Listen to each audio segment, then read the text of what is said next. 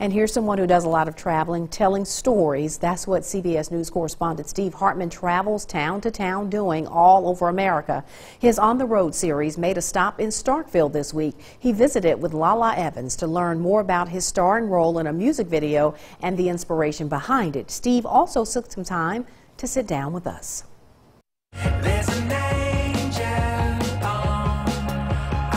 This is what attracted CBS News correspondent Steve Hartman to Starkville. LaLa Evans remembering and celebrating the love of his life, Louise.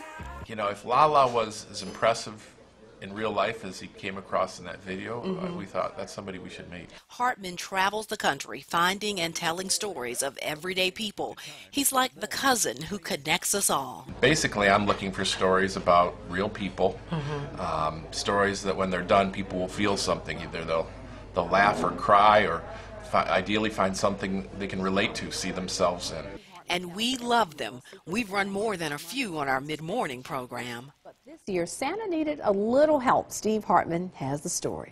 In Cincinnati, Steve Hartman has the story of a young woman who... For me, it's very hard to pick a favorite. But this is one of them. A little boy whose dad had died in combat found a $20 bill in a Cracker Barrel parking lot, and he used it to buy lunch for a soldier sitting in the restaurant. And he wrapped the $20 bill up in a note and said, you know, my dad was a soldier, you know, I want to pay it forward and buy your lunch. Then this, the part that really stole our hearts, this silent salute between soldier and son. Steve Hartman, On the Road, near Toledo, Ohio.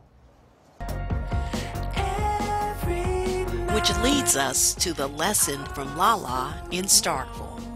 I think sometimes when you lose somebody, there's a push to move on. You know, get over it eventually. I see LaLa and I think, like, you know, sometimes it's okay to not move on. Sometimes it's okay to stay right where you are if it makes you happy.